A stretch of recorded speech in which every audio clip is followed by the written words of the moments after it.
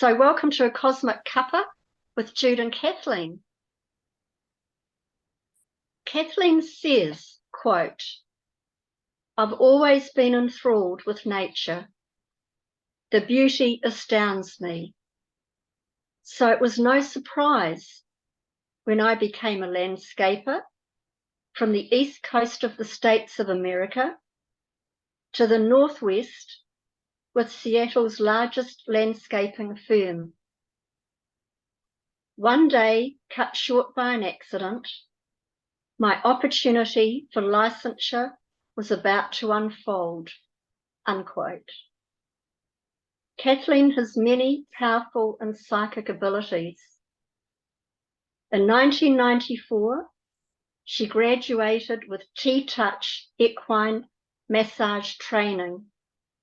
I've always wondered how you massage a horse. Sort of imagine you on the back of it doing bits at a time. I might have to ask you about that, Kathlene. Okay. Seattle Massage School at Greenlake provided more accreditation, and she graduated in 1995 with an NBCMT, and I'm not sure what that is either, but we can ask these questions after. She's a certified natural force healing practitioner, which she graduated from in 1995, and also in passive biofeedback, Toftness scope 1995.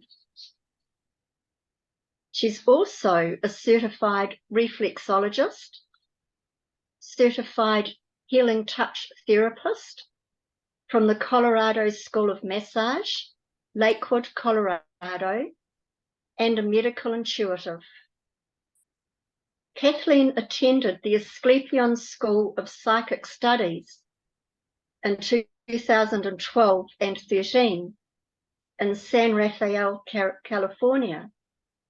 And in June this year started in Ireland, which I think is extremely exciting, the Galactic Roundtable Council with a colleague, Brooke Richardson.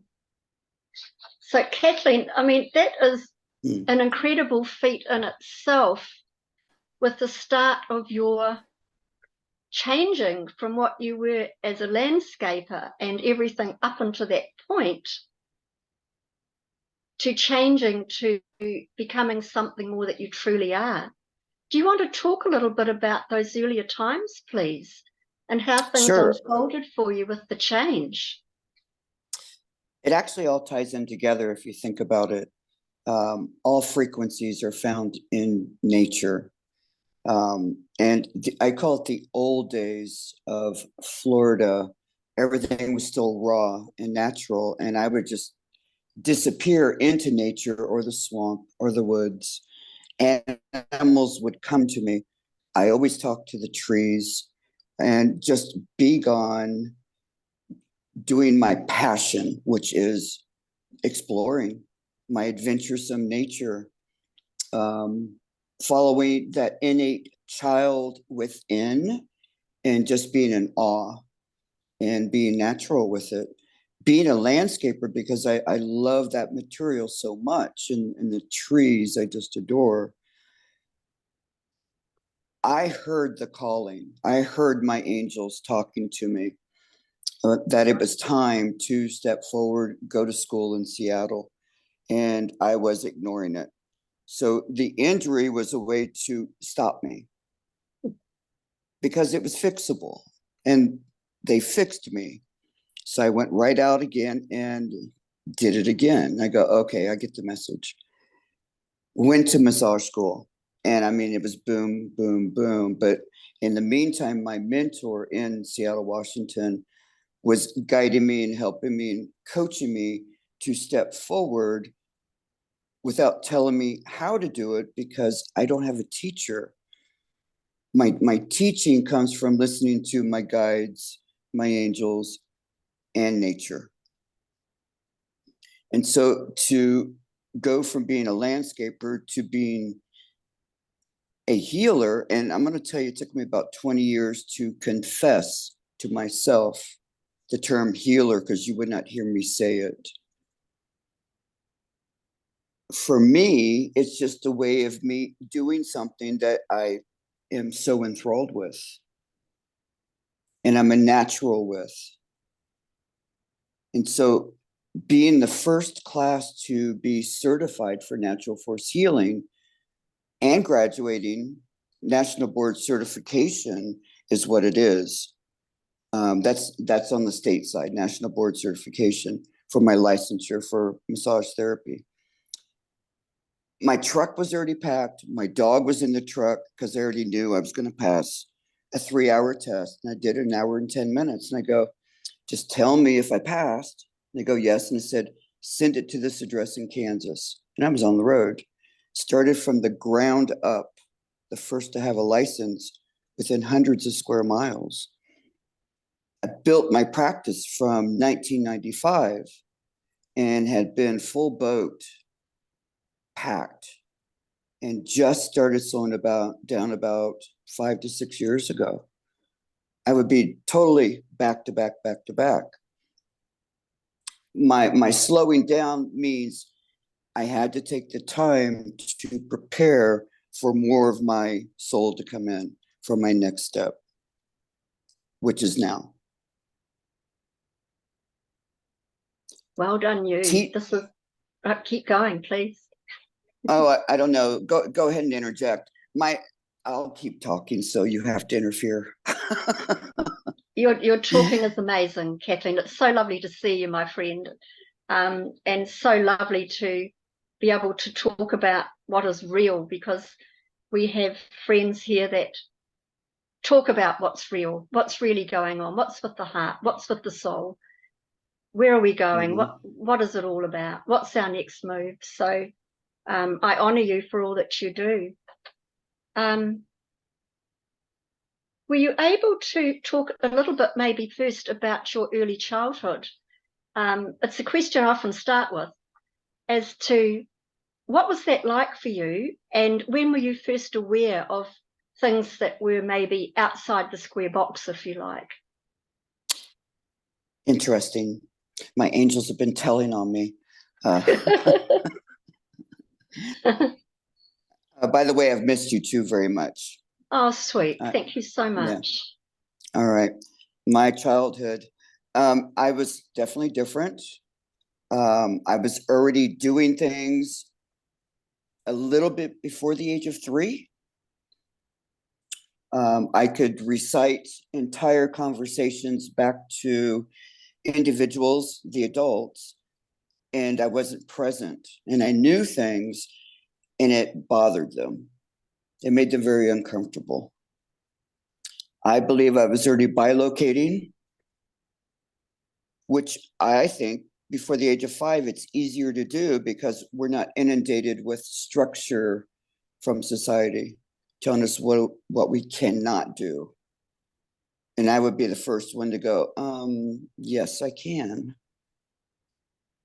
I would always disappear. And back in those days, growing up in the South or in South Carolina, also in Charleston, I would just disappear. And the adults really were not too concerned very much. Just be home by dark and try not to bring home any poisonous snakes or alligators. That was my life. Wow.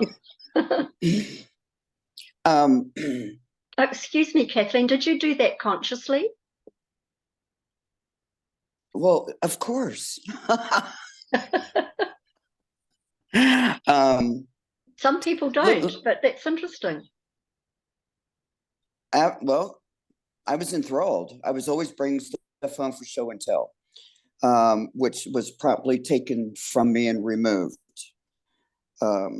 What I'm saying here is we're not allowed to have fear.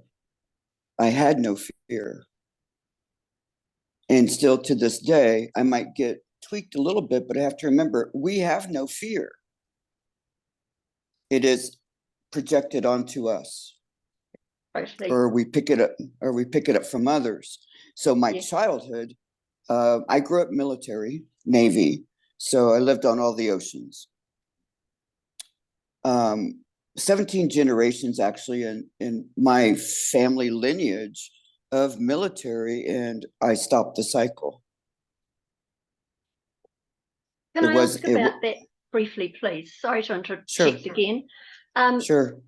Military background. Do you think the military had any process within what was happening with you, or were you completely separate from that? They didn't have interference in your childhood at all with what your abilities were?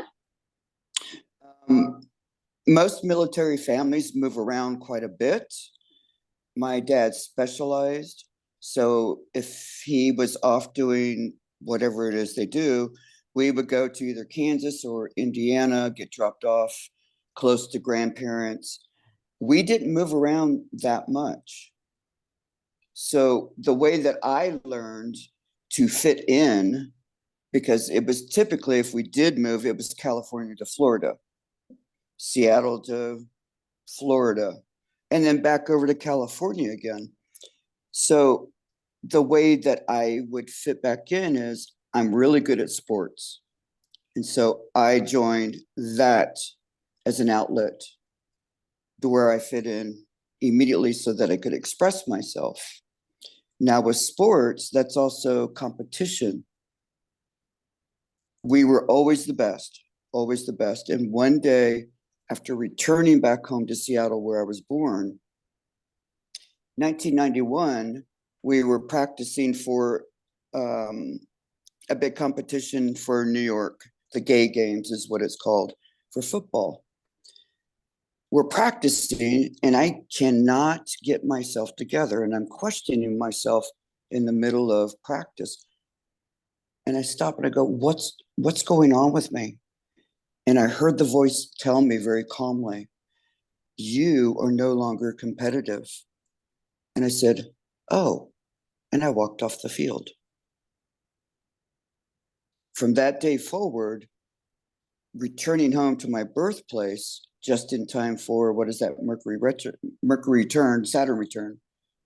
Saturn return, I was reawakening to step into what I'm supposed to be doing, was my return home to Seattle. And full boat, just learning all this stuff that I'm a natural at. The animals always knew because they would come to me for healing.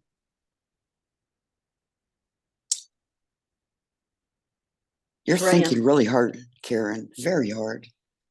Karen's not well. She's not that well. Yeah.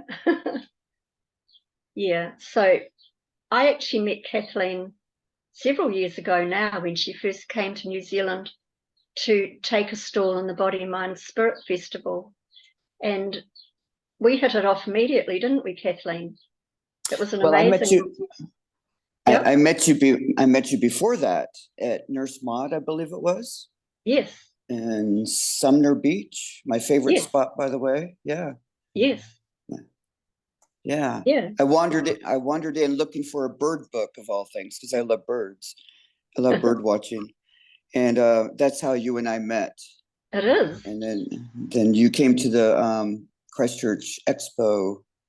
I believe it's 2017, the beginning of 2017. Probably was round about then. Mm-hmm. Kathlene is an amazing healer. I had several sessions with you. I think each time you came over, I'd tried to grab a session of natural touch, and quite remarkable. Would you like to talk a little bit about your healing practice and how you work, how that works for you? Okay. Every time will be different. It depends on who it is, if it's one-on-one or in a classroom situation. I really don't work off of a syllabus unless it's with natural force healing, which that was created by Lisa Davis, whose husband, Dr. Kenneth Davis, actually created it like about 1992. And they would practice via telephone from New Jersey to Seattle, working on patients to see how people were acclimating to this new work called natural force healing. It was designed and created specifically, so it's new to the earth. specifically for these times, for our personal growth, evolutionary process. Our perfect self, like a triangle, the triune of well-being, body, mind, and spirit. And then you can add the emotional aspect to that also. There's also advanced work. Within this work, there are 2,000 angels that actually regulate it. So if somebody needs work on body or mind and spirit, then I do the discernment with the Toftness scope. There's very specific hand placements because we're all built with a map. So I'm accessing your map by using hand placements that accesses your brain, and it'll give me the yes or no answers. I can also discern if you have negatives in what's called your envelope, which is a protective shield that you're born with to keep you protected from low-grade radiation.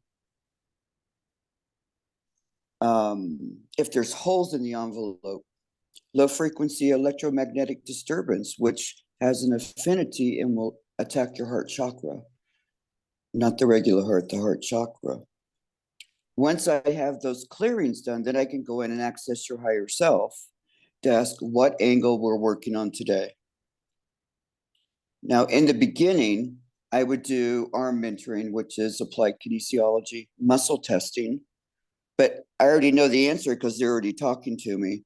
But for some people, I have to go through that process of showing them, like, show me or I don't believe you type of thing. So the Toftness scope actually measures thermography. Our brain can calculate that. And as a healer, when you go into somebody's energy field, you will stick to the Toftness scope if they have an issue with one of those angles. And then with hand placements, we can discern what it is we're going to work on. Are we going to work on freedom of mind, which is a level 6? And I'm saying it because somebody in the group needs it.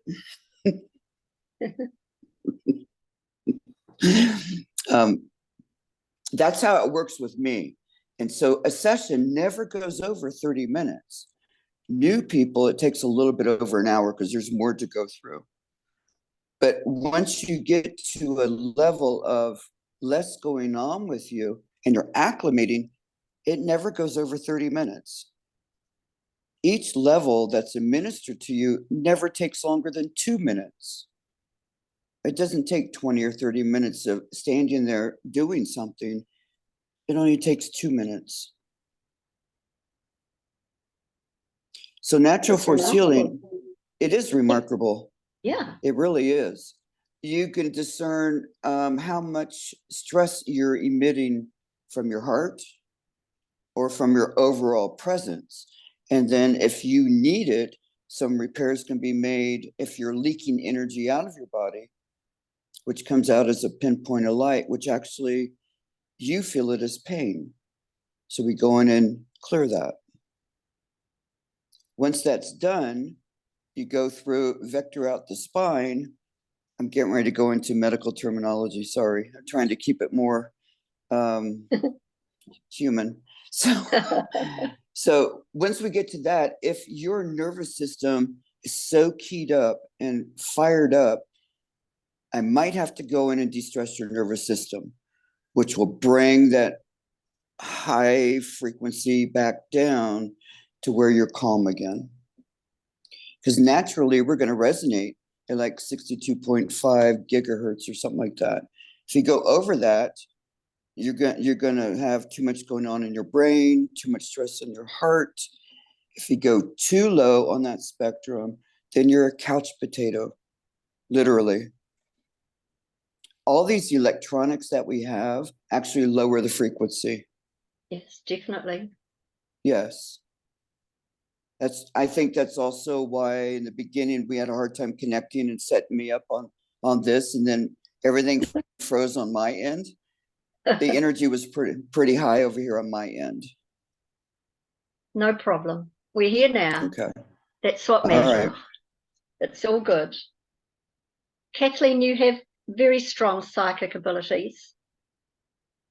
How have you been using these gifts? And can you give an example, please? Are we still sticking with my childhood? Not necessarily, no. All you right. go where you will. Okay, there's 4 levels. Everybody has all the gifts.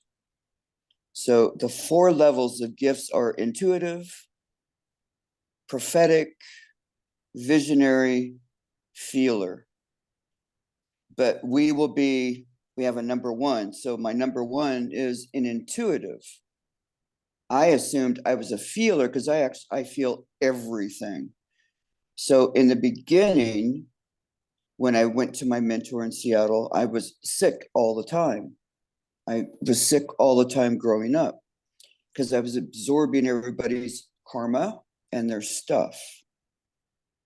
And so when she first met me, the doctors were telling me, finally just threw their hands up and go, "We don't get it. You should be dead."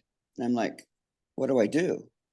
So when I was sent to Jeannie, she just looked at me and she says, "Now look, they just didn't know who they were dealing with." And she says, "I'm going to have to clip your antennas because my feelers were just like taking in everything until I can learn to regulate myself." And that was in 1991, I believe, when I met her. For me personally, growing up using my gift, it was natural because I'm an intuitive first, which means it's not that we're a know-it-all, but we already know. Yeah, totally. And the way you discern that with people is you can tell them something and they'll say, "I know." And they'll go, "Well, how do you know?" And I go, that's when we just know because we're given the information. Yeah. I'm a prophetic dreamer. That's my second gift. I do go into trance and can see what's going on for future events or played out. My prophetic dreams, I file and take notice because we're in it now. Can you talk a little bit about that, please? That sounds amazing. Are you happy to talk about that? Yeah, I'll look at the one for 1998. Sure. When I was going back to Seattle again, and I had the dream of the polar bear and a giant iceberg way out in the ocean. And I'm watching the polar bear and he's angry and I don't understand why he's angry. Then all of a sudden the ice cap is just melting, melting, melting. That was my first dream. My second dream was probably Alaska. And the individuals who should be taking care of polar bear were actually going against polar bear instead of protecting polar bear. My third one, all the snow was gone. Polar bear was living in the woods on the dirt.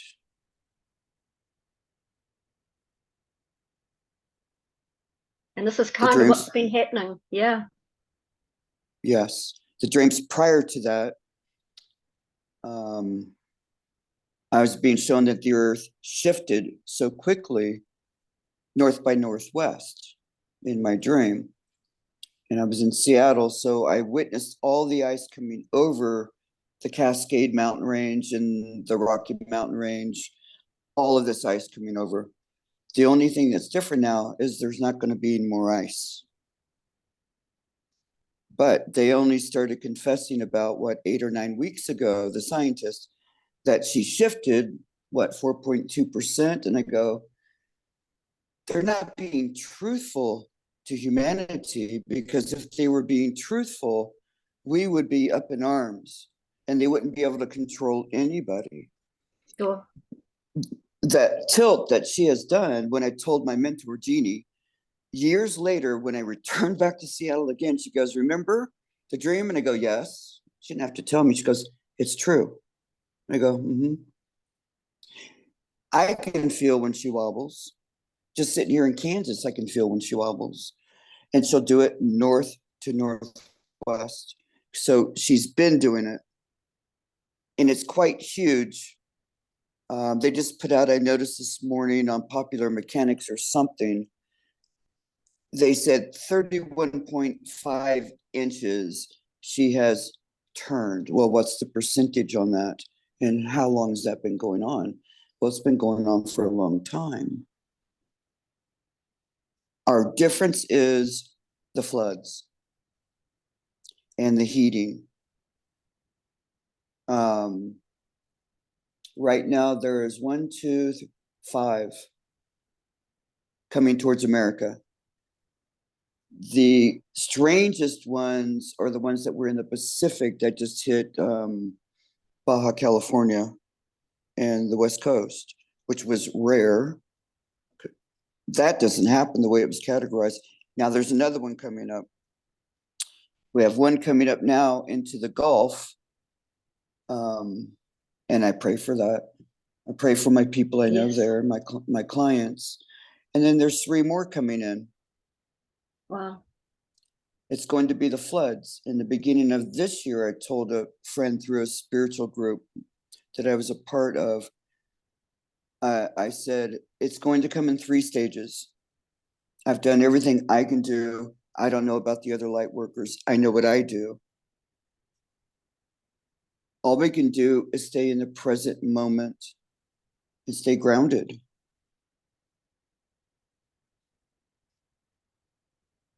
Absolutely. My dream times are very profound. And I'll get reminders, they'll show me on it's coming. And there's a reason that I've had those dreams and just filed it my whole life. If we pay attention, we're always being shown what our purpose is. So my nomadic lifestyle was still in me for a long time growing up military. So I would pop over to Florida and want to be in my beach time. And what I noticed, I would go as far as I would go, all the way down that coast of Florida on that Emerald Coast side, and stop at a certain point and not go any further. And then work on my clients, go back home. The hurricanes would come in right below that point where I stopped. I've been noticing, like, what is it that I'm truly doing? I don't know. What I've seen in my mind is what the map will look like at the end for Florida.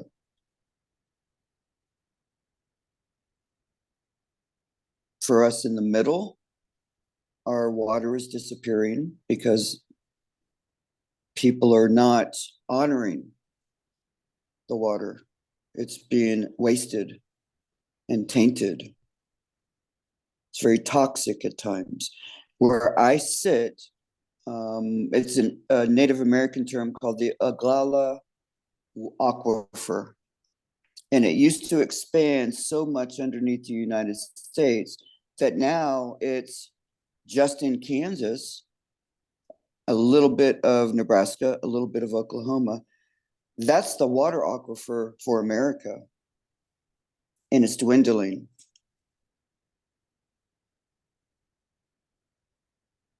There will be a lot of collapse. Yeah. A lot of collapse because it's dwindling.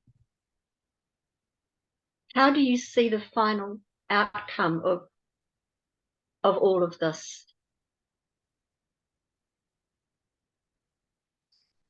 Maybe that's why they were telling me the date earlier. I was born with hope, love, and light. We will always be tested. And I always know when I'm in my divine presence because I'm totally calm and centered.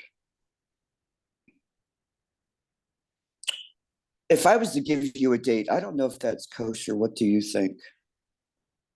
Well, if you wish to, you can. I mean, we know a lot of dates can be very exactly changed. So Very what if quick. I said, a lot of us came from the future? Oh, that's interesting. And I agree with you. To come back without interfering,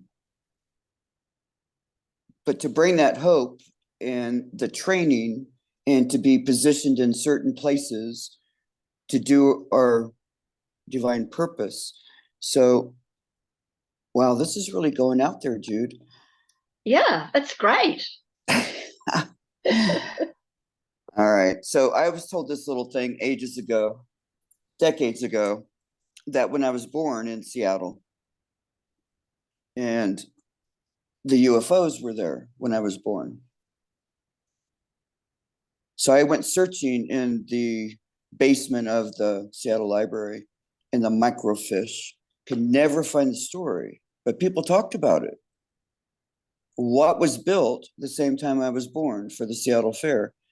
Big old flying saucer. That's the Space Needle. Ah, I've been up that needle. Me too, many times. Many times. Time travelers, yes, I believe in it. I've learned more and more about myself and what I suspect, and people have brought it to my attention. There's actually a gentleman in New Zealand that does some pretty cool stuff that has to do with signature frequencies, with the Mayan kin chart, the glyphs, and then your birth name. And it has this divine frequency to it. And he can pretty much pinpoint the essence of who you truly are. So the time travel coming back from higher dimensions, I'm going to try to get it right. It has something to do with like 562 years ago in the future. Hang on, ago in the future? I don't quite get that. 562 years ago in the future. Right. So I don't have the answer to it. I have thoughts about it. What was going on that we need to come back to these times that created something, because whatever we do has a ripple effect. Definitely. Definitely. Just and like throwing this. This had to be what I call knitting. This had to be knitting within this matrix. And as the old archontic matrix is breaking down, the archontic, we're gaining more and more of who we truly are, those that are here on a mission, and even those that are maybe not, that are part of the process anyway, to become more than we are at a higher dimensional frequency, with the Christ consciousness grid getting more sparked up and beyond. And it seems logical to me that a lot of star seeds, whatever you want to call them, have decided to come back at this time to knit that fabric back together again of the holistic nature and the Christ consciousness nature and the planetary matrix of what it should be. Not only that, it's the solar system, it's galactic, really. And a lot of people have incarnated, I believe, to be part of that change by their very energy frequency signature, to be here now to help make that change. Because this is a stand, and it's a stand for love, for truth, for humanity, for all creation, that we can grow and flourish and be more than we know at this very moment. How would you speak to that? I'm just over here, because you're totally right on with that. And there's so many different facets to this diamond that we're polishing. And us as higher galactic beings, not everybody is a starseed. Not everybody's an indigo. Not everybody's a crystalline. So we have the best of the best who has come back to this time because they all have something unique. And then you find your soul pod. You wake up together, you bring all those pieces together and fit them together. And it takes time. The rumor for me, and I'm a jokester, I really am. You guys don't know that. With me being over here in the US, I'm a jokester. Well, we know it now, Kathlene. Because laughter is so important, right? Yeah. And my clients I've been working with for forever, I've watched them, their kids, grandkids, and now great grandkids grow. That's how deeply I've been working with all these facets of a family unit to spread that out because they received the call. They're bringing it together. They're awakening to it.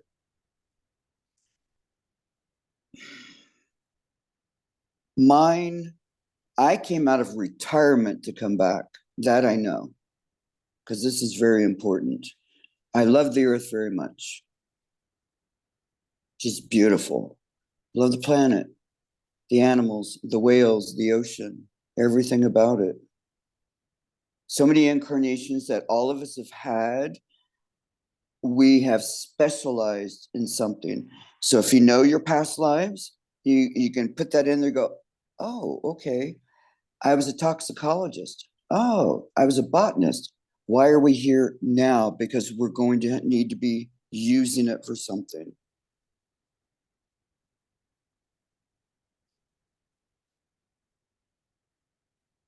I'll put that little voice aside.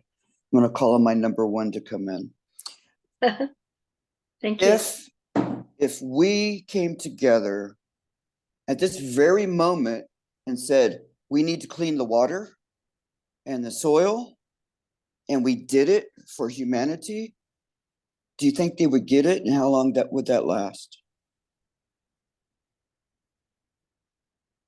Because they'll forget and they'll just keep doing it. It's fixable. It's repairable. Of course it is.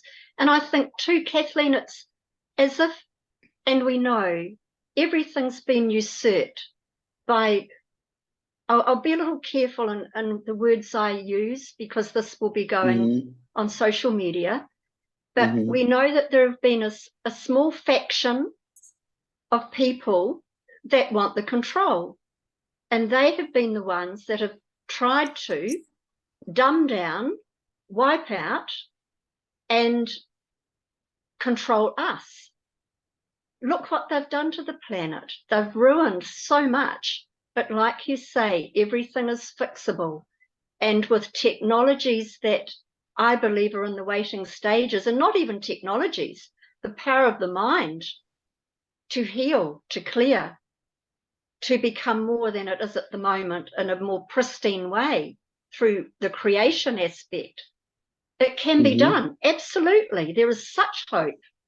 Would you agree? Yes, we are creative. Yeah.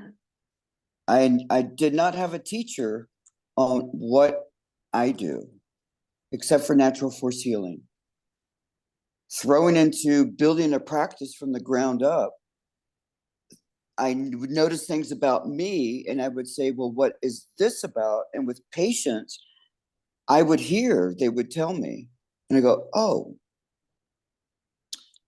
I've learned to put together certain things about being creative. With my clients, I just say, okay, I'm going to have to cheat right now. Is that okay? Because it's going to be too painful for you. They've learned that with me, that I prefer an avenue of, I know that they've suffered so many lifetimes, and this lifetime, being a massage therapist, I can go in and work on it, or I can go in and do my magic and dissipate it. And then walk with them through that to see where it came from so that they don't recreate it. And I'll be the first to tell them, I don't believe that we should be in pain. I truly don't believe we should be in pain. We've gone through enough. I'm not here to be a martyr this lifetime. No, I already absolutely know. not. No. I already know. Yes. To empower humanity and to answer what you just said about the small percentage who have taken over, I have to be careful with what I say too, but there are times over here in Kansas, I'll say things and I'll get the look and I go, just wait, you'll see. Sure enough. And I said, they sold out. The moment you sell out, it is so difficult to come back because you created, and this is a different term. There's two ways of saying elemental. We know about the elemental kingdom, right? There's another, it's not a kingdom, it's called creating elementals, which are the negative aspect. Those are the ones that are difficult to get rid of. Once you sell out, man, you're hooked.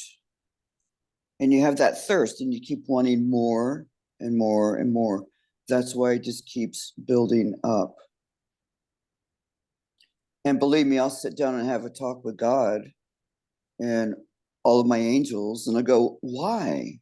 Can we not do something about this? At least start exposing them. This happened decades ago. They are being exposed. So the ones that we put into power by voting them in, we have a responsibility with that also. I quit voting such a long time ago, but I was coerced and pressured when it was pretty big. I was still in New Mexico, and I caved in under peer pressure and voted. And it threw the country into turmoil because it went black against white, which was unfortunate. And his mother was from Kansas, of all places. The more people vote, giving away their power, it's not going to change. So we have Labor Day coming up here in America, this weekend coming up, and I find it ironic, the irony of it, Labor Day, where you're supposed to be protecting the workers and get all these rules and regulations to protect the workers. And I thought, this is going to expose a really raw nerve ending in America. That's all I can see. Because they're not taken care of. And really, they are having enough of allowing themselves to be enslaved because they sold themselves for what? The American promise or the American dream. It's so expensive over here. There's going to be more tens of millions of people not being able to afford because they outdid themselves. The moment they get what they want with getting a little bit more wage, everything else just increases. I think Sorry, I think too, because America, maybe for the first time ever, has almost been isolated monetarily with BRICS happening overseas and people pulling out of the American dollar, which is collapsing. I think it's going to be quite hard in the short term on America compared to how it was before. Absolutely. But if I may go ahead. If I may say so, I know you've been on a very important mission in this lifetime, and you have sacrificed much to keep going. Would you please talk about your role at this time with the awakening and ascension process we are navigating through? Well, what makes you think I'm doing that? You are, darling. You know you are. You're sneaky. You're sneaky because that didn't come up in our little text conversation two nights ago. No. When I felt you and I thought, oh, I'm just going to give her the answers now. But no, you snuck that one in. Yes, I am highly intuitive psychic, and on a soul level, you and I are so connected. And I just started answering you and then talking about other things that you weren't going to talk about, explaining about me and the gods and all this other stuff. So I'll see if I can answer that for you. Thank you. All right. All right. My energy is different. My frequency, I have the highest frequency for unconditional love. I'm a master number also.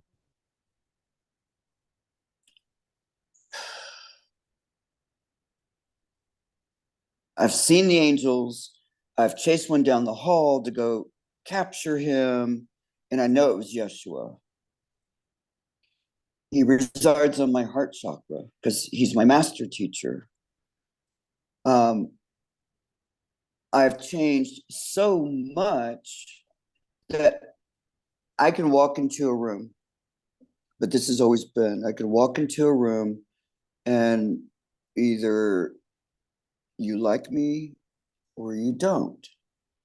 Most people like me because I have very calm, loving energy, but I'm also checking everything, but I'm really gentle with my checking because one of my biggest jobs is to dissipate negatives. And that started when I was 14 on that path. That's one of the things that I do is dissolve, dissipate negativity, demons, whatever you want to call them. My frequency and my energy for humanity, besides it being hope and love and light, I'm a master teacher. I'm getting ready to step in another phase, which will last for about 20 years. I'll have 3 more works coming in, which means what we as teachers, you people that are here right now, I activate people. People do not activate me. There are a lot of us that cannot be activated because it's not possible because of who we are. So our energy, we spread it out, and I sit right in the middle of America, smack in the middle. Why? Ripple effect. So, and I make waves. My purpose in my job is to prepare, to teach, and hopefully for the individuals to take in the natural force healing that I pretty much give away now so that you can do it yourself. Because the more you do it, the higher your frequency is going to go so you can hold more light in your body. So our light score and light quotient are 2 different things. Light quotient, when it was done on me like 35 years ago, he says, mine's in the billions, which means I hold a quotient of light so high, it's for humanity. Our light score, we need to keep high so that we don't become susceptible to illness or breakdown or disease. If you drop below 90% on what's called light score, you're susceptible to selling out.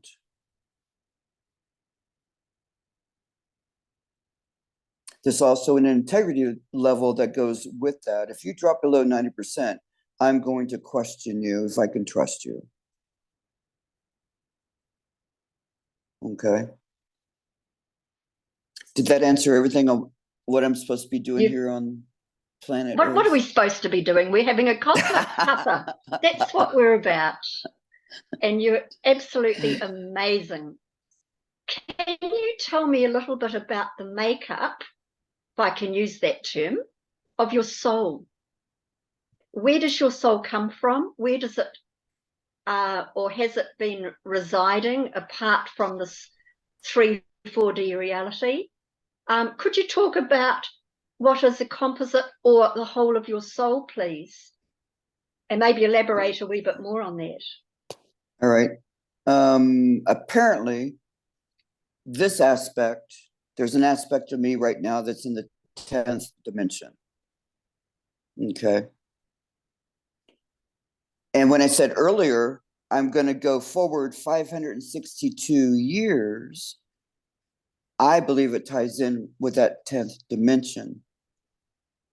So a lot of us will come back and we'll be a 5th dimensional being, or 6th or 7th, 8th, 9th, or 10th. Okay. There's quite a few 7th density beings. Let's see, over there in Christchurch, actually. My 10th density being, and I can't give you names. If you figure it out, kudos to you. But I'm not going to put it out there because you're videotaping me, and I'm not going to go through that. No, and nor should you. Okay. Our frequency, all of us, and I'm pointing to all of you that are here, have to stay higher, ahead of the others, because we are the way showers and we bring it to them. So for me, what my mentor said to me, she goes, my God, I'm so glad I don't have to change as much as you do. And I thought, what is she talking about? I'm always reinventing, just like the Phoenix, all the time. Can you talk about that, please? That's an interesting aspect. The flight of the Phoenix, the rebirth, the transcendence, the Phoenix who recreates itself every 500 years, but on a human level, it's very fast. So when people on the spiritual aspect talk about their fast tracking, that's pretty much like what I do with the aspect of the Phoenix, rebirthing myself constantly. So we might be a few steps ahead of the 3Ders. 3Ders means you're a true human. You don't have a spiritual aspect. Do you see what I'm saying? Like, yeah. Like cosmic or galactic. Okay, Yep. then you have the 5Ders, which a lot of the percentage of the souls are 5-dimensional missionaries. A 5D missionary is an individual who's come here to bring forth that next change, progressive change. Then you have 5Ders who are not missionaries. They're here for the experience and they're still going through a lot of their human stuff. That's only the best way that I can explain it. That's beautifully said, Kathlene. Beautifully said. You've done a lot of traveling as part of your journey. Mm-hmm. What brought you to New Zealand when you first decided to come? And was there a specific reason energetically here for you to accomplish? Much. 2012. I always wanted to teach, and there were individuals that knew that, and they owned psychic fairs. So I always wanted to teach. They had ulterior intentions. That's how it began. So how long is that? 11 years now. So 2024 in February would be 12 years of going through this different cycle for me of rapid movement. How it did it for me personally, it sent me to San Rafael, to the school Asclepion, which Asclepion is actually Asclepius, the god of healing. One of my past lives was I taught him. I'm not going to say any names. You guys have to do your own research. I learned so much and so happy to be in a soul group. I was ecstatic. Finally, I'm in a soul group that does everything that I do. So I stayed through maybe 6 months. Returned to Kansas. Friends told me there was this gathering of spiritual pilgrim is what I believe it was called then, which is Jan Kitto and Thomas Burke, and they're in Christchurch. She's a Kiwi. And they met over here in America a long, long time ago. They started renting from my facility that I had in Manhattan, Kansas. She was an international English, I believe, professor at K-State. And when I met them and they rented from me, they said they had to go back home. And they invited me to come over. And it took me 3 years to do so. And when I went over, it was for the Christchurch Holistic Expo. And I did it twice a year for, 4 years until lockdown. Met so many people, and I had to explore the whole island, but I had to do it differently. And I circumnavigated almost all of the South Island, the furthest that you could go along the coast, almost all of it. I just have Milford left. And I've done all the middle. And so my past lives have put me there also, not just from New Zealand. I even have Polynesian blood in me. It's like being called back home again. Past lives of Lemuria. Past lives in Australia. So it's a preparation. And 2 weeks before I returned, I said return, didn't I? My first time to New Zealand is the scientists showed how much Kaikoura got shoved up. What was it, 5 meters or 3 meters? 3 meters, so that's 15.5 feet or something. I think it was about 8 feet, but I might be wrong. I think it was 8 feet. Mm-hmm. That whole eastern side. I might be wrong and on that. That's okay. I'm just looking at the map in my head and then the satellite image, because what it shows is there's another continent coming up, is what it's showing. It could be one that we've known as Zealandia. Yes. Yeah. Mm-hmm. It's under New Zealand at the moment. Absolutely. And it connects through down and up to Tasmania and then Australia. As we've been shown it. Whether it's going to happen that way or not, who knows? Pull up the satellite and really blow it up and you'll see how far it really is connected. Wow. It's pretty amazing. Wow. Mm-hmm. Wow. I just got confirmation chills in my back. So we're going to we're going to gather more my return. We're going to gather more land, Kathlene? You know, it takes time. Start buying property.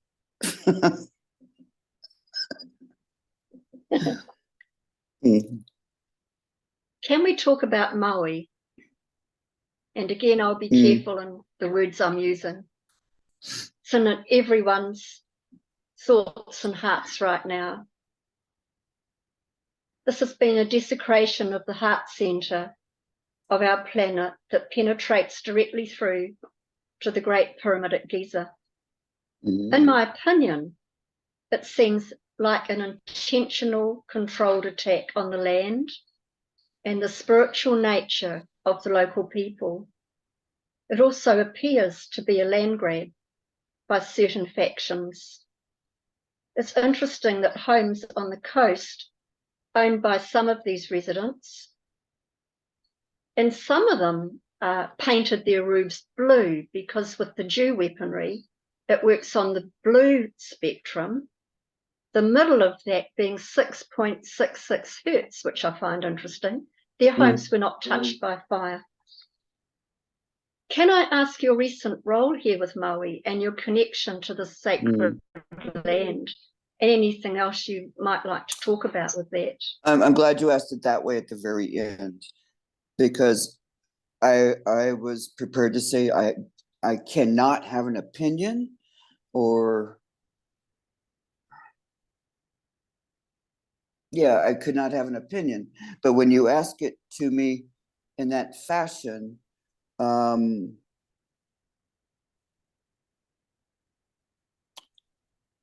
yeah, the ancestors and I go way, way back.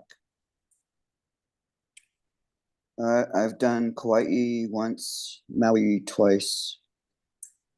And again, I circumnavigate when I go. I have to touch and explore every aspect that I can. If I get inside of her, and what I mean by that is a lava tube, I will. Because to me, that's very sacred. For Maui, I'm always in observation mode. Before I travel anywhere, I'm going to study the rules, their likes and dislikes. I love food, and I'm going to study all the food. And I'm going to present myself like I belong there. So I melt in like not a tourist, but like a local. And that's where I'm going to hang out. Growing up military may have prepared me for that, of having to travel quite a bit. But what I feel inside and what they're showing me and telling me is I've been there so many times in past lives. A lot of the footage that they show for Lahaina is where King Kamehameha actually built a permanent structure, had it built for his queen by a man from Australia out of red brick, which nobody had ever seen that before. And it's right there, right on the water side where the marina is. And she hated it. Oh, She goes, I'm not staying in that thing. I'm going back to my straw, my palms. So what's left right there is nothing but like inches of a foundation. But wow. what's in the water, where all these people were jumping into to escape the flames, is you guys can correct me if you guys want to look it up. Let's see if I can say it right. Haula stone, which is the birthing stone that only royalty was allowed to use to give birth. And it's right there in the water. You can see Oh, it. wow. Wow. Yes. How was that All used, these, Kathleen? How was that used? we think I gave birth?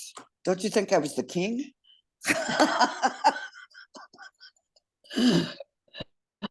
I know I was female because I actually got to see the ancestors before I left. So But I have to with be a these, the jokester. water births in the water? Yeah? Come on, there's low tide. There's low tide. It's very sacred. And I actually have videotape. Oh, I shouldn't say this. I actually witnessed somebody local go down there and lay on that rock. And I'm thinking, she's a local. She's probably going to be able to get away with it. But I'm not interjecting because I have respect for their grounds, even though I know I was ancestor. What they would do with me every single day was give me my word of the day. I'd hear it whispered to me. And that was my teaching for the day to focus on. And I didn't do the normal thing when I go there. I went camping, or I did the hostel. I slept on the beach. I witnessed more that way. And a lot of the locals accepted me. They would fish. Families would come in and fish all night long. You can get away with it as being a local. Put your pole in, put the line in the water, and they go, hey, you guys, gonna be here all night? Yes. And I said, I'm gonna be right here next to you. Is that okay? And they go, yeah. And they go put a pole in my spot. So I enjoy encompassing nature and that rawness of how it was created from volcanoes. It's very beautiful. But my last few days of being there, I heard the conch shell blow 5 times. And it caught my attention because it doesn't blow 5 times. They usually just blow it once. And nobody's awake. Nobody's out in town in Maui. And I thought, so interesting. Let's go find out what's going on. Go to the lanai, and I'm looking, and I see 4 people walking across the street, looking around in bewilderment, wearing some type of garb, probably made out of feathers. 1 white-haired woman and 3 dark hair. And I'm watching them. I go, oh, I should go down there and visit. And of course, the little voice in my head goes, no, stay here.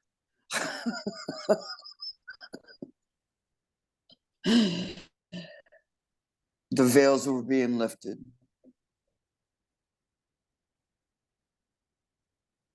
With Lahaina, Maui, yeah, I can be a storyteller, but I also witness a lot. I could walk into the stores over there and they would look at me and they go, I haven't seen you in a long time. And I would just nod because I hadn't been there before. It's that familiarity. Yes, or I go eat with them. It's because that's who I am. Part of the ancestors returning. So what's going on there is there's so much anger. That's what I witnessed. Bitterment. So much that I got to be careful with what I say, Jude. I really do. Balance needs to come to the forefront within their own Maui Strong. Balance is key. What do? You have enough of all these people coming over and not respecting or honoring, but yet you have to work. And that's your mana. That's your bread. What do? That balance is so out of balance. And for this to happen, it has to come from ground zero again. Take back their power and what is rightfully theirs. Now, talking about islanders, New Zealand goes through it. Maui went through it. My ancestry has gone through it as a human this lifetime. I have 4 Native American tribes. My other ancestors came over to get away from the Queen. That was the Mayflower. They didn't know what they were doing. So my other ancestors saved them. And then look what happened. They took everything anyways.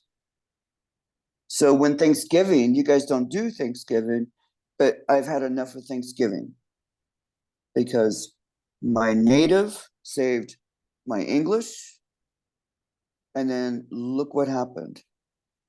And they're taught inappropriately and not truthfully in the systems over here about what really happens. So I don't celebrate Thanksgiving. I rather honor truth and integrity. That's just where I come from. So what's going on with the islands? They have to come back into balance and say, this is not working. But what are we going to do? Maybe they can regulate it. But that means they have to have their own do it. That's for them personally. I can't speak for all other nations or islands because you have to have your own and you have to be trusted.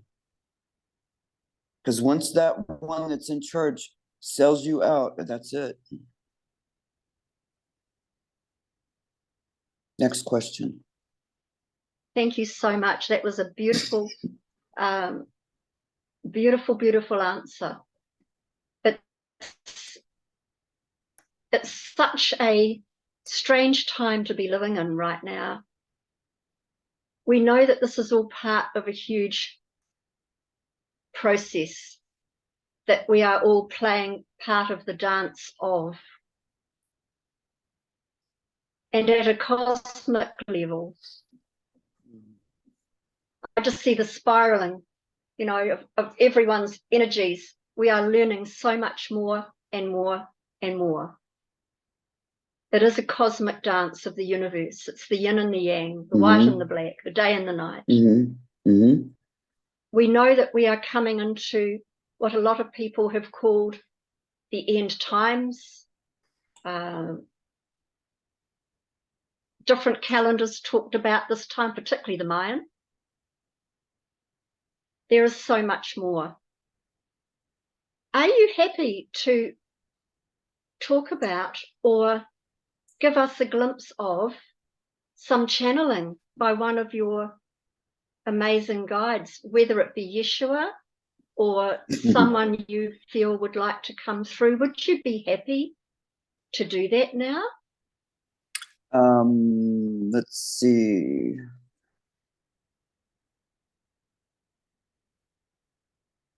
Yeah, it looks like a galactic council to me. Thank you. That would be wonderful.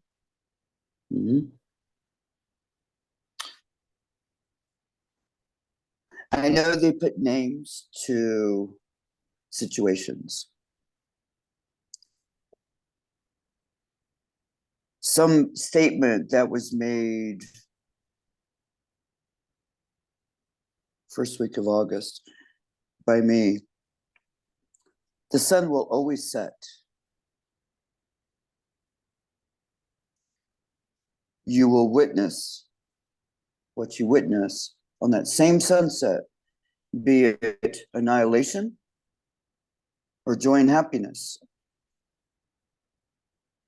That's quite an upheaval. But to get to that joy and happiness, we have to go through the Maya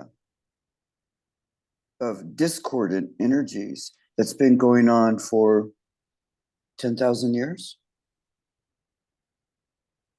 And I don't choose that lightly, 10,000 years, because we are a couple of hundred years into the process of switching to divine feminine, which is the goal.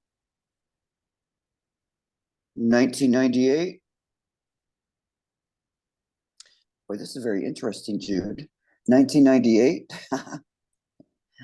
is when I started bringing in divine feminine in this body. I'm a Libra. I'm right on the cusp. Yes, right on the cusp. And I'm a nice Libra. And to bring in divine feminine was pointed out again every time I go back home to Seattle. And she'll just go, you're bringing in divine feminine. And that's all she'll write down in the docket. And I go, huh. Not too male, not too female. And I'm doing pretty darn good with that balance too. Every 10,000 years, power changes hands, be it masculine or feminine. So with what the world is going through now is at the end of masculine.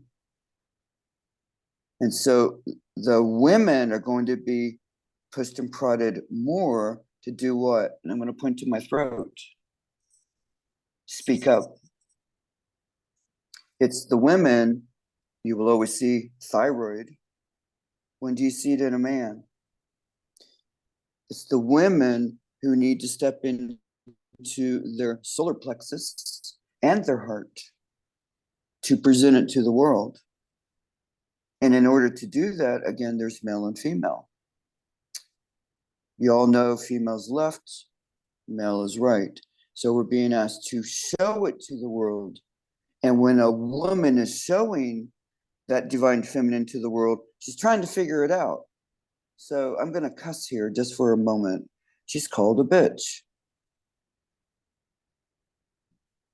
Yeah, I'm going to try not to start laughing. You're cracking me up, Karen.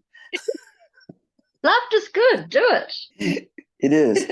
I'm trying. I'll see if I can go back into trance here. Ah, there's another one coming. Oof.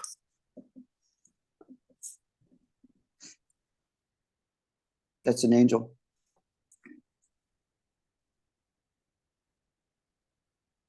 So we're into it a couple of 100 years at this time. Archangel Haniel, if you guys ever want to look that one up. Thank you. It's 12 of them. We all have galactic teams. We all have multiple teams for whatever it is that we're doing. And we all have our backing. So we have our galactic council or federation, wherever it is that we come from. And what they've been saying is it's been hundreds of years already in the making. So there was a trivia question over here. I do trivia usually on Tuesdays, but today's Tuesday. So I'm here with you beautiful people, but that's okay. They love when I come over there. So though purposefully, it's a doctor that puts it on, throws in New Zealand questions because I know the answer. So they did one time about women's suffrage and when it started and where. I knew the answer because they were going by America time. And I go, New Zealand started it on helping the movement for women. So from that point forward, he throws in New Zealand questions for me. It's lovely. Well, we were end times and vote. yes, exactly. Yes.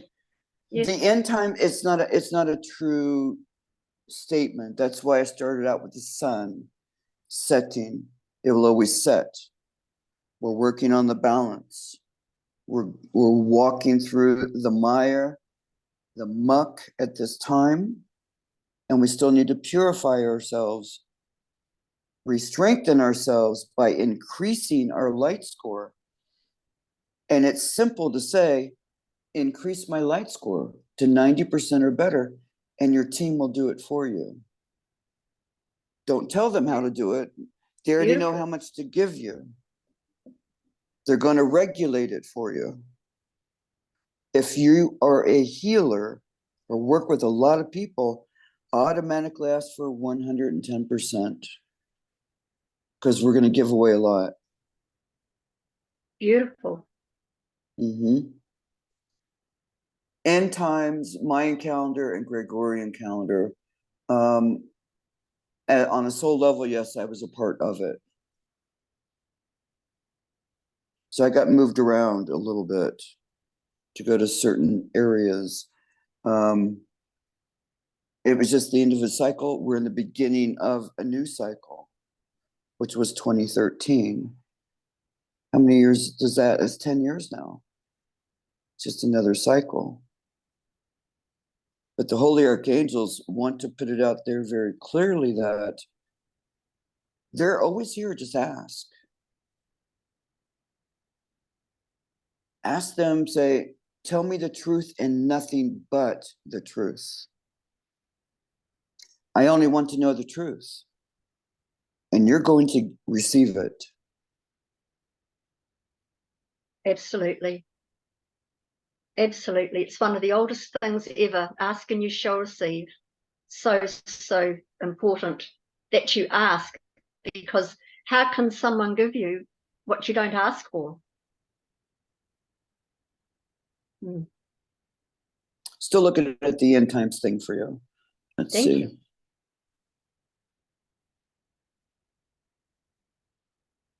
I know the possibility of outcomes because I had shared with you earlier that I'm a prophetic dreamer and I file all of that, and then they'll show me throughout my whole life aspects of important things that I've witnessed or heard.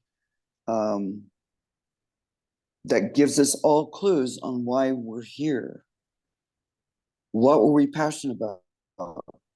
What did we read as we were growing up? I read all the encyclopedias. Wow. Medical books. I was enthralled. That is amazing. Mythology. Like I said, it's like I was brought out of retirement again. So it's like re-immersing myself. How do I act like a human? Let's see.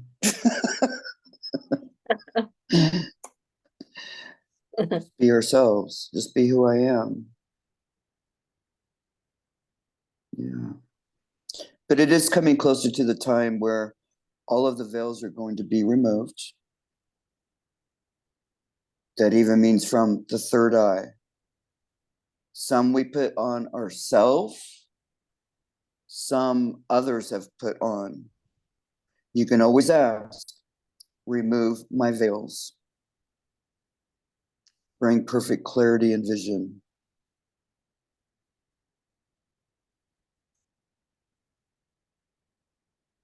Love that. Love that.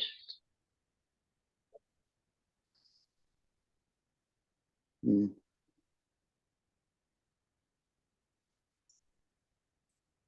I'm very interested in the Galactic Roundtable Council that you helped set up in Ireland. Would you care to talk about this, its role and what it offers, please? Okay. None of the girls are on tonight, obviously. Some of them are in the Netherlands, or where's that other one at? Oh, Switzerland right now. So it's their bedtime. The other ones over here are kind of situated in Florida. So we'll see if they can get caught up later. I'm watching that right now, the hurricane in my mind, making sure everybody's safe. So the Galactic Roundtable got started at the D Hotel, capital D, I believe, or a little d, which means Drogheda, which is Old Gaelic for, if I said it in American, they were so nice over there and wouldn't correct me like you Kiwis do to me when I go over there. I always get corrected over there. It's, and I go, okay, I'll get it. I'll try not to roll my R. But Drogheda is Tara, which is one of the oldest areas of Ireland. So you're going to have a lot of the Merlin stuff that's going on. Drogheda, I loved the people. I love immersing myself. And of course, eating their food and exploring. Some people looked at me and said, oh, you've been here. And I go, yes, I've lived here in past lives before. My purpose and mission this time was to reclaim aspects of myself, past and future, to help humanity. So there's some wonderful places over there to explore just in that town alone. The majority of it is going to be sacred. What I was after was an aspect of Merlin that people didn't realize was imprisoned, little aspect of him under the hill of Tara.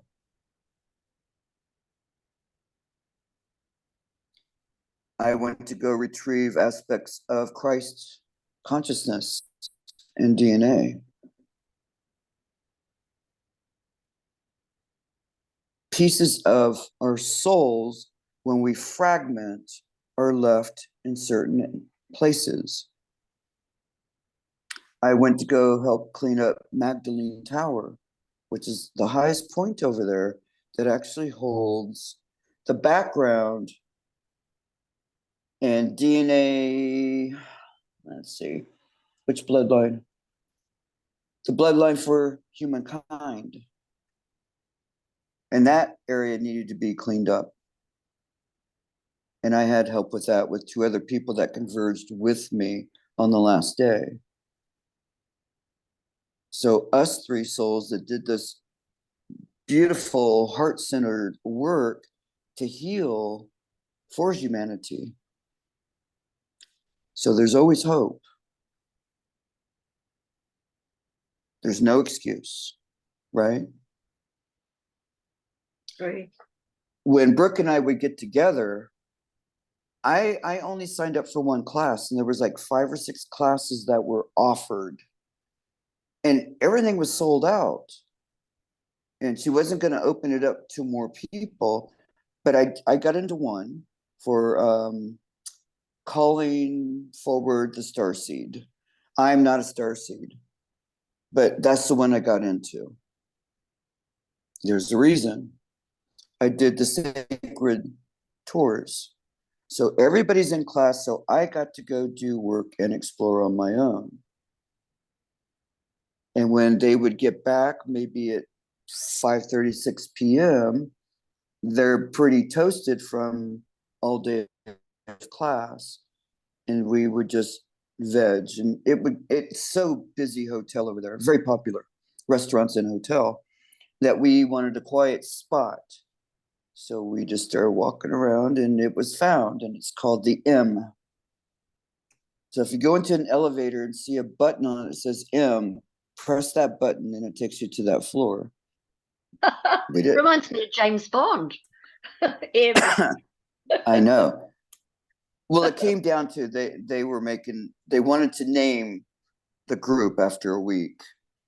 And that, of course, went through everybody, Q and M and all that stuff. And I'm thinking, well, look what it is we're talking about. The healing that we're doing. You're asking me to work with you on healing. We're teaching, and we're chilling out as women healers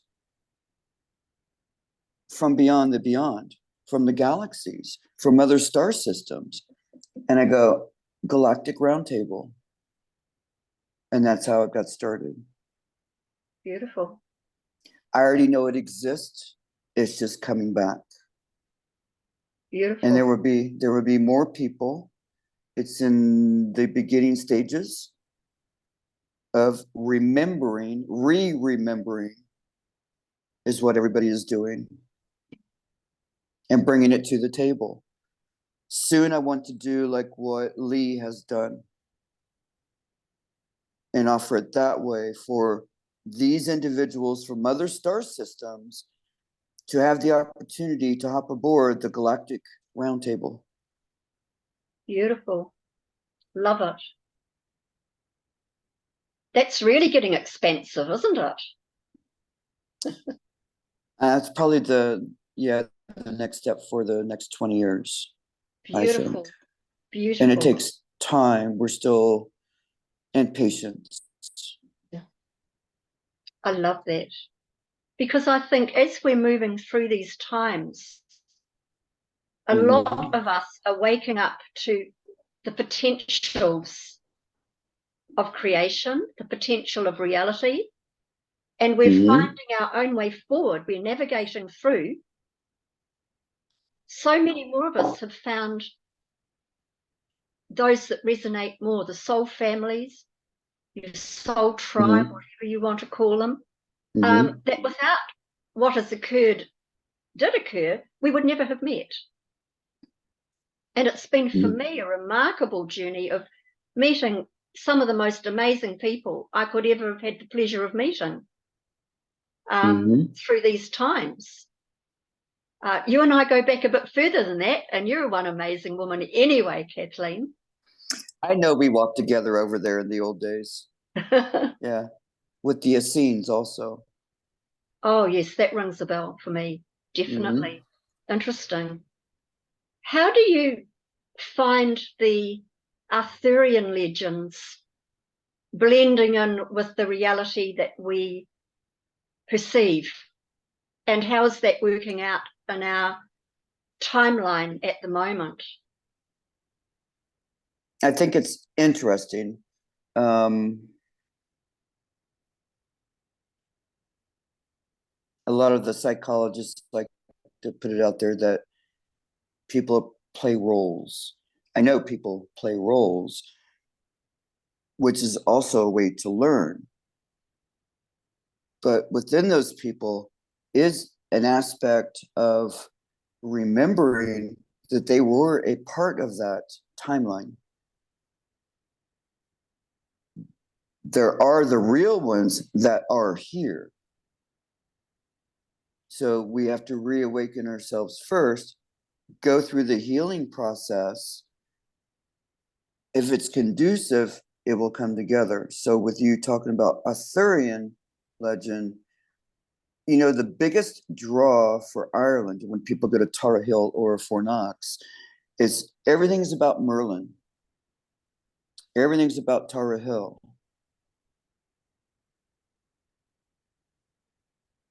The difference was I knew where his aspect was. I'm reclaiming an aspect of myself also. The more we retrieve fragments, which is a piece of light of ourself, the more whole our soul will be. You'll feel the difference the more you do it. How about if I tell you how to do this one thing? If you create a yellow sun above your head, just make it big and tell it, create a beautiful yellow sun above my head. And I'm calling back all of my power and all of my energy I gave away. Calling back all of my power and all of my energy people took from me into the yellow sun above my head. You don't have to go do all that hard work or confront. It's already coming back. The moment you do it, because your soul knows. And then you tell it to clean up. And then slowly you're going to breathe that down into every cell of your body. You will feel where it's going to. Don't tell it what to do. It already knows. And just go slow. Some places we have to physically go to. That's like the walk of the initiate, or the only tarot card I remember is Perseus when he finds the Holy Grail in his amazement. Do you want to know what the Holy Grail really is? It's wisdom. They're not going to find the treasures or the Ark of the Covenant. There's no way, because humanity doesn't need it in their hands. But that wisdom is already inside of us. And we just have to remember that.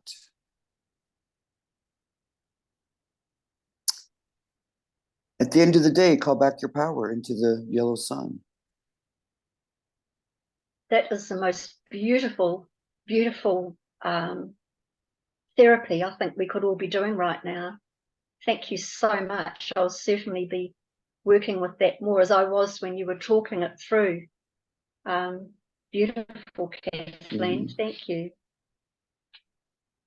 Is there anything else you would like to discuss that we haven't covered that you feel is important? What do you think is important? To my mind, everything is important. I guess it's what's important to you in these times.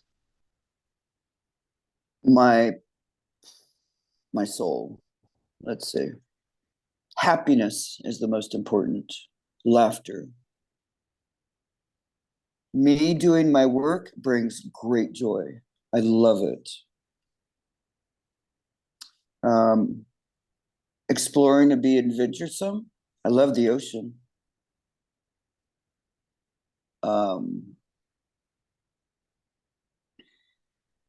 Joy and happiness is the most beautiful thing that we can do for ourselves.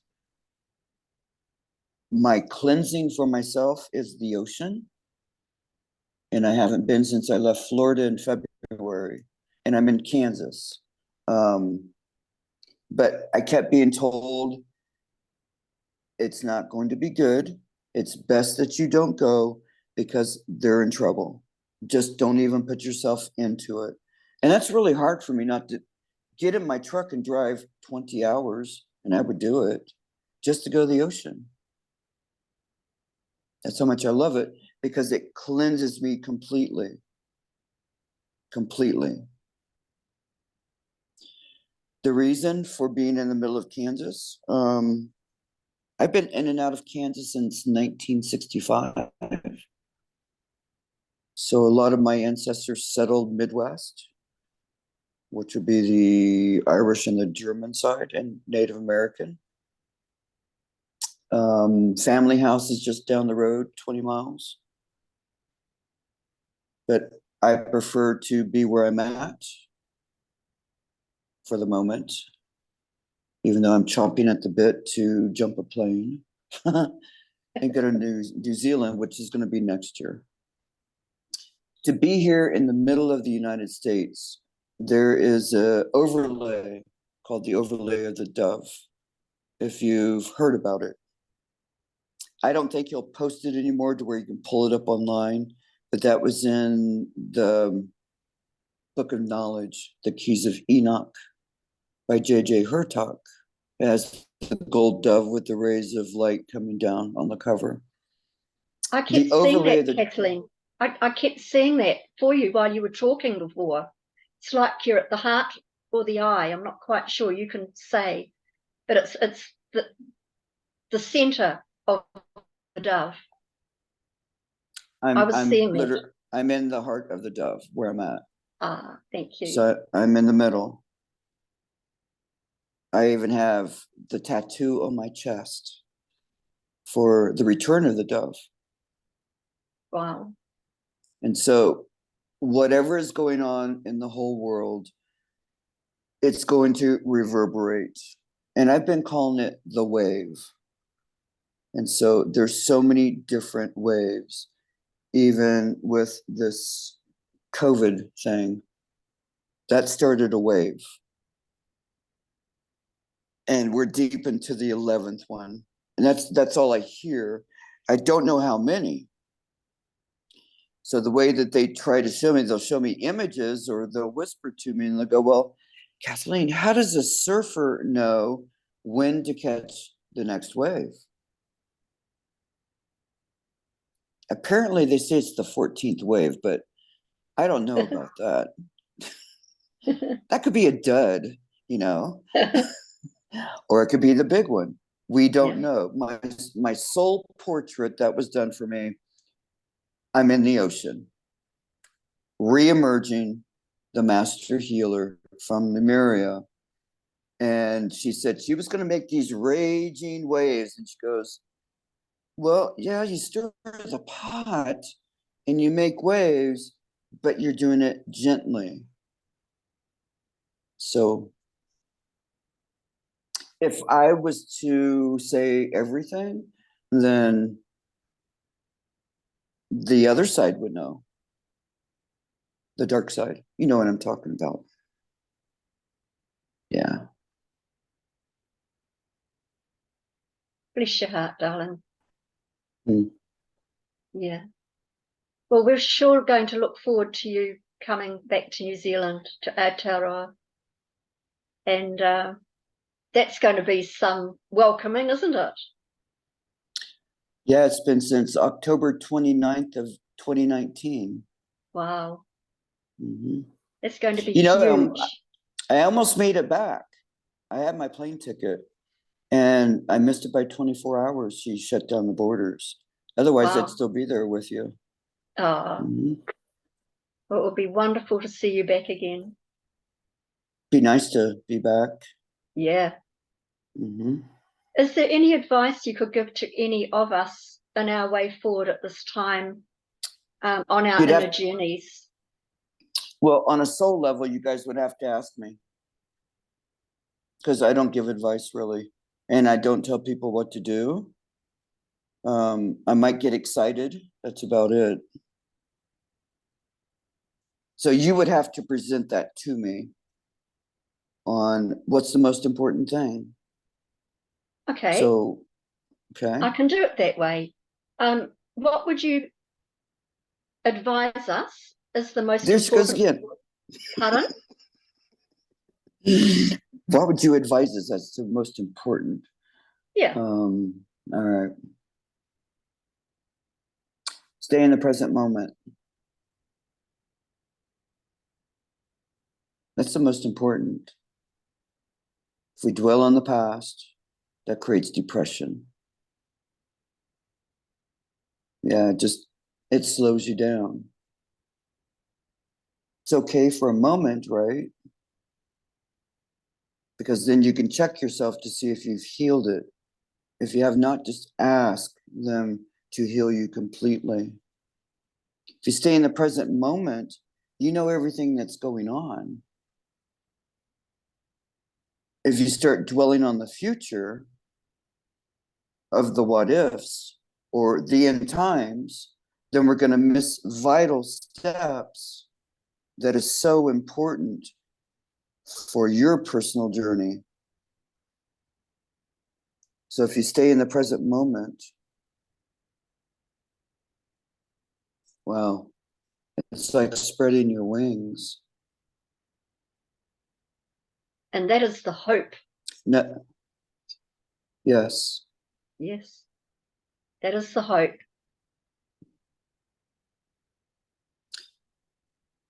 Yeah, sorry about that. I can't do advice. I usually go into channel mode, see who it is that's going to bring something in. I would appreciate that if the time is right. The present moment, especially in these times, because what they're showing me right now is your nervous system really needs like timeout from all these outside influences. So the Schumann resonance that they've been showing, that's been going on that the gigahertz.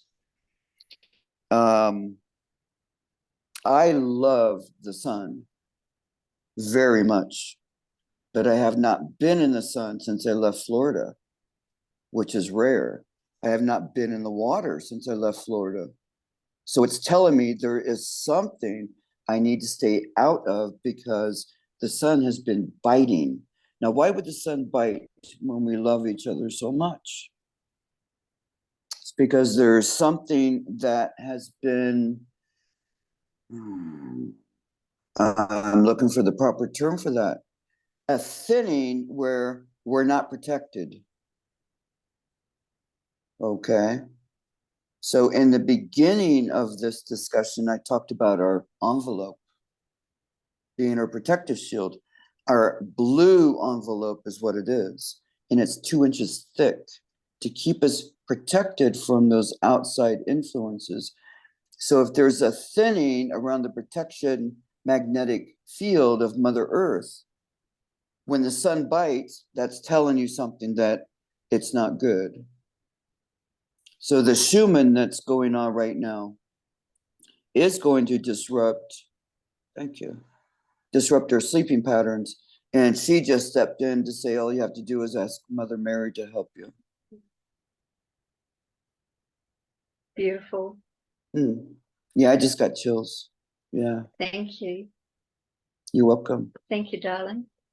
Would you be happy to take any questions from our team here today before we close? Yeah, absolutely, because I can feel them wanting to. And before we do that, if anyone wants to either book a session or find out more about where they can get in touch with you, can you please give some information on that? Best way for me is Messenger video. Sure. Because you do not want me pushing buttons to set up any type of Zoom. I need a business manager. Because I'm just here to do my stuff, and that's all I'm here to do. So I need that business manager. So my contact is Kathlene, but it's Kathlene. Casey, Casey.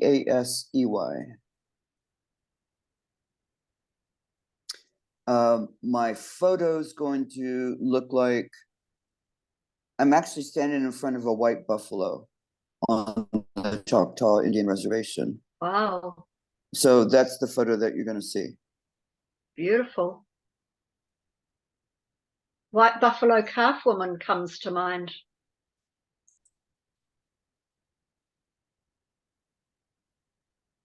You know, the reason why I don't say things anymore, because I usually get poo-pooed.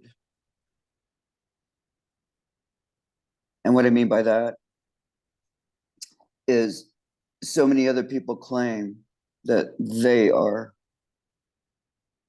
I know my affinity, and I know when I was invited to Wounded Knee by Barbara Peltier, that's her family's land, Wounded Knee. And she asked me to work on her grandmother and great aunt, which I did. They didn't speak English, just Lakota Sioux. But she saw me and I was invited. She knew who I am.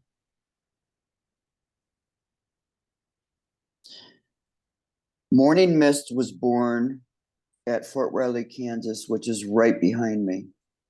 It's my back door. It's a military installation. But in the old days, we used to be able to drive through there. I would go visit the bison. And the bison, I would telepathically talk to. And I was asking the female who wants their head scratched. And she was trying to come to me. But the male kept, And I said, who wants their head scratched? And he kept coming over, and he's really big. It's bigger than a Dodge Ram truck. He was the father, she was the mother of white buffalo that was born.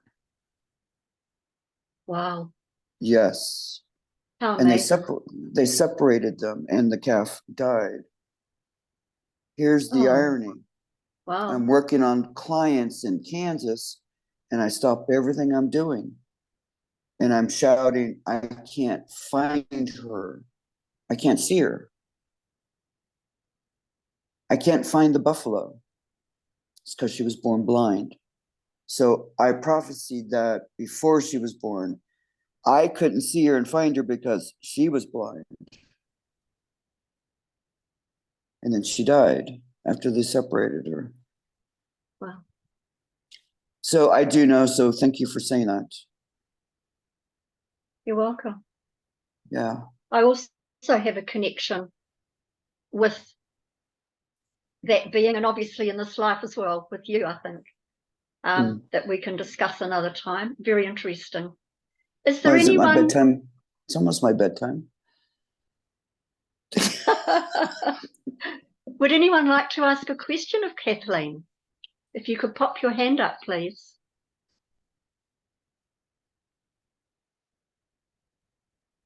Oh, somebody's talking telepathically, though, because you're really buzzing me. Who was that? Nobody wants to ask? Okay. Oh, Andy. Hello, Andy. How are you? I'm bursting with happiness and joy. You? Nice. Pretty much the same, thank you. Awesome. Kathlene, thank you. What an awesome conversation. Thank you. Awesome learning lessons and things. Thank you very much. I know it's late where you are last night. You said earlier about us being here to bring in the light, sort of like light workers. The question I had at the time was, how do we do that, particularly when there are earthly influences that can either lower the vibration or get in the way? How can we anchor the light when there's so much going on? Okay, so bits and pieces of what we've covered over the last hour and a half or so is present moment, inward. Ask to increase your light score to 90% or better. The more you ask that question, your frequency keeps going higher. You keep settling into that frequency, and it comes a point where those energies can't even look at you, and you will recognize that because they will divert their eyes. They won't look at you. And they'll carry on a conversation, but they won't look at you. Okay? Because you're so bright and shiny. So the higher self or the angels, the guardians, etc., they know what that light score means. If I say, can you increase my light score, they will know what that is. You have such personal guidance of your master angels that you guys sat down before you came to Earth, mapped out your personal book and said, we're going to do all this stuff.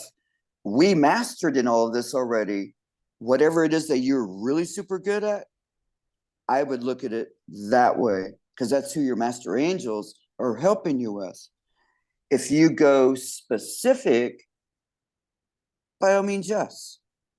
Would you please increase my light score to 90% or better? And they're going to. They might give you 95. If you ask for 110, they may go, no, you're getting 95. It's up to them. Because we don't have time to reincarnate again. There is no time. It's not allowed anymore to continue creating karma. And you're going to notice that more and more. It's going to be instantaneous. Because we all loaded everything onto this lifetime. That's why it's so intense. Every karmic event, so that everybody can hurry up and work on their stuff. But now it's done. No more.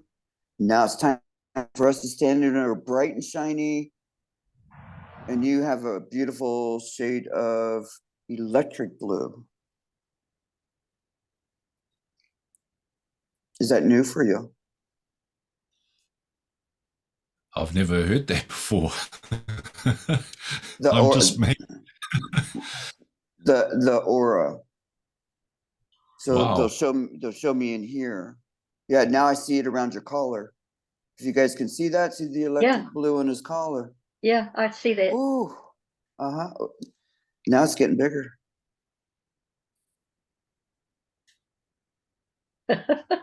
Don't pop out on me. So the more you ask, the more you cannot be touched by the outside influences.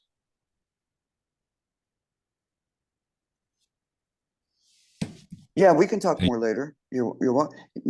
Look at that beautiful blue. Yeah. Thank you, Andy. Thank you. I love Timaru, by the way. Thank you, Andy. Has anyone else got a question? Wow, he's really lit up. Yeah.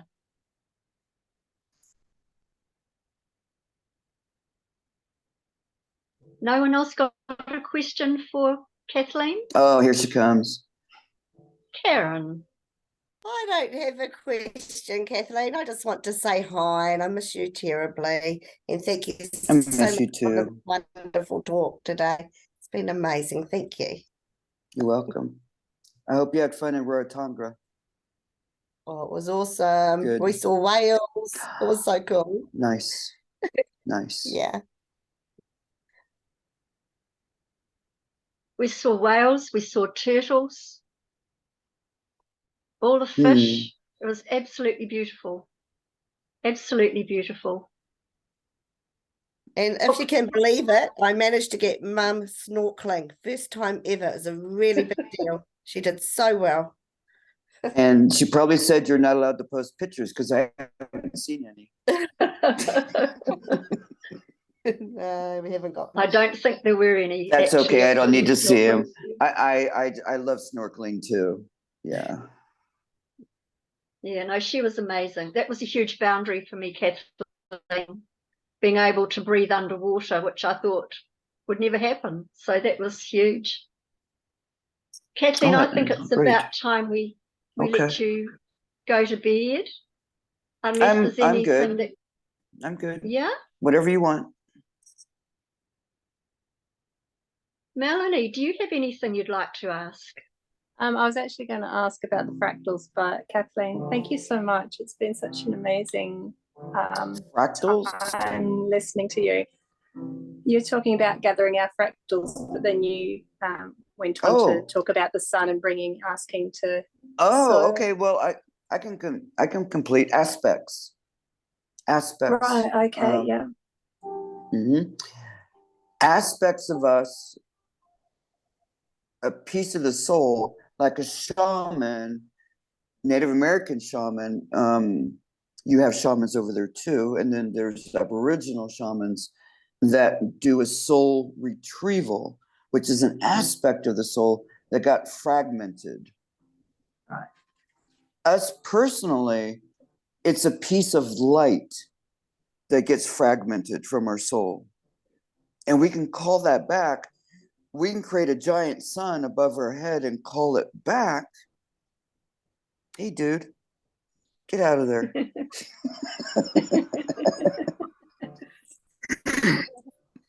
Oh, God, you got the worst boys, I tell you. Can't watch because she'll make me laugh. You can create double stacks of suns. Oh, Okay. And call back from the last 3 months into those double stacks of sun.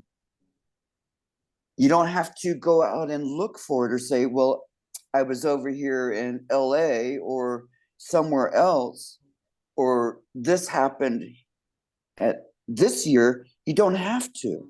That's the sweetness of it, because your soul already knows where you got fragmented. The moment you create them, say, I call back all of my power, all of my energy I gave away, or I call back all of my power and energy that was taken from me into the beautiful yellow suns above my head. It's already coming. Okay? I swear to you, that is so simplistic. And then you say, now clean up nicely, and you'll know. And then you breathe it down slowly. And so for good imagery, it already knows where it's going. But for a good imagery, you can say, breathe down, fill in my head, my neck, my shoulders, my chest, my spine, my pelvis, down to my fingers, my knees, to the bottoms of my feet. That just gets you to slow down. right. Okay. All right? Thank you. You're welcome. Thank you, Melanie. And Andy. Could you just explain a wee bit more about auras and colours, how they work? I don't know much about them, but particularly the blue that you saw. What is it and how, etc., please? Okay, electric blue is actually from Christ. That's a different aspect of Christ, because he does many different things. So because I used to drive a lot, and if we're on a road or going to grocery, right, we're walking on stuff, and it gets on our feet and our legs, and we're like mops, and we mop it all up. So I'll call on the electric blue white light of Christ. And I'll just talk to it, go under my feet and place it all the way around me like a bubble. And it's that fast. An electric color or a pastel color is a higher frequency. So when people typically get aura photos done, it might show green, regular blue, the regular palette colors, or orange. Sometimes red or black. Black is void. Means you're not filling in your whole aura. The electric blue and the pastel colors means that you've already increased in your awareness and your frequency of who you are as a soul.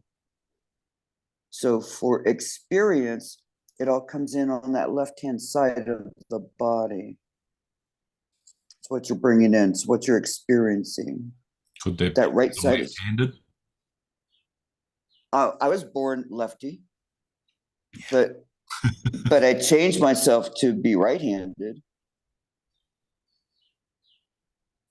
So it has to do with our brain, is what it really means with being left or right, with what we can do with our brain. So the experience comes through and exits on the right. The higher the frequency, you're going to get like soft pink or the electric blue or the indigo color coming through your aura. So your chakras, if you want a really good book to learn from that's simple, I don't know who you guys go through. Do you go through Amazon by chance? Amazon? All right. Her name is Anodia, Anodea. Judith, Judith, is her last name. It's a very small paperback, the most simplistic way to learn about your chakras without reading something that's in Sanskrit. So are the auras connected to the chakras? Yes. What if I don't feel blue, or I don't know how to describe this. I believe I'm leaning towards the light and yearning for it, and to become more aware and all the rest of it. But if you say I'm vibrating at a high frequency, sometimes I don't feel it. I feel my earthliness almost gets in the way sometimes, and I just think, I'm striving towards the light, but I just feel like a pauper sometimes, if that makes sense. That's okay. You know what I was called over in New Zealand one time? I'm like a tree because I'm so grounded and deeply rooted. And I love those giant redwood sequoias. The majesty of them, our earthliness. I told you I love the earth so much. We need that earthliness because that's the grounding and the stability. It's okay that you don't feel it. Everything is the chakra color, which means your 7 chakras in your body has a layer around you. So you have 7 other layers around you that are color coordinated. Yes. Mine have already changed. So the blue's all right. Electric blue is phenomenal. Blue is great. It's peaceful. It's my favorite color, blue. I love blue. Yeah. Blue is also for individuals that are feelers. Yep. Mm-hmm. Very much. Yep. You're a good guy. Thank you. I try to be. You don't have to try. You're a good man. You're welcome. That's lovely, Andy. Thank you so much. They're really, really intelligent questions. Does anyone else have a question for Kathlene before we close?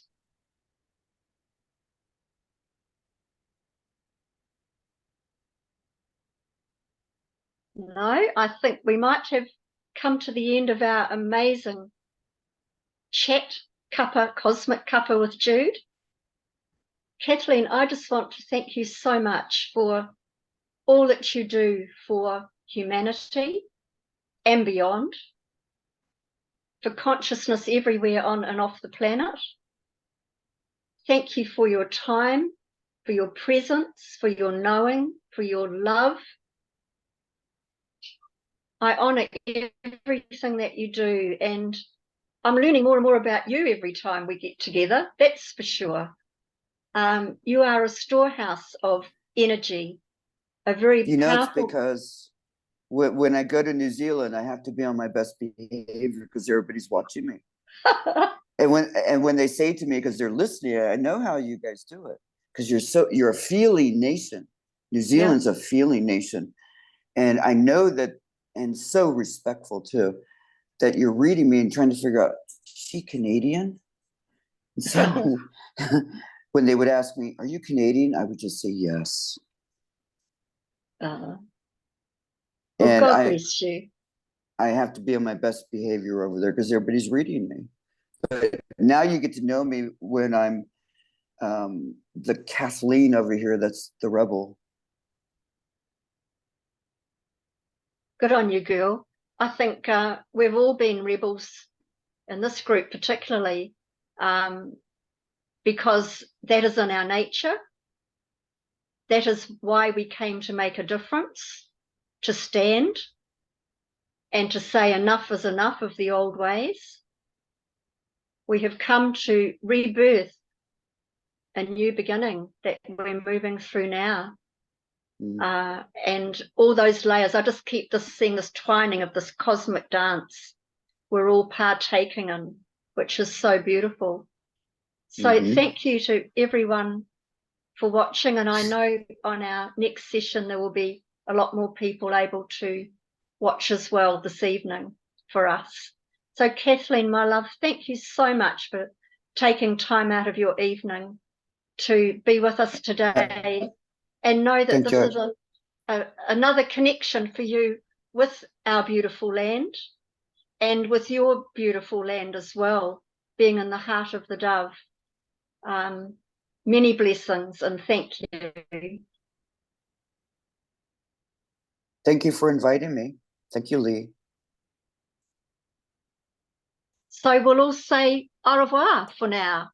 Au revoir. Until we catch up next time. Adios. Bye-bye. Thank you very much. Bye. And sweet dreams. Thanks, Kathlene. Thank you. Thank you so Thank much. you. Thank you. Good night. See you all tonight.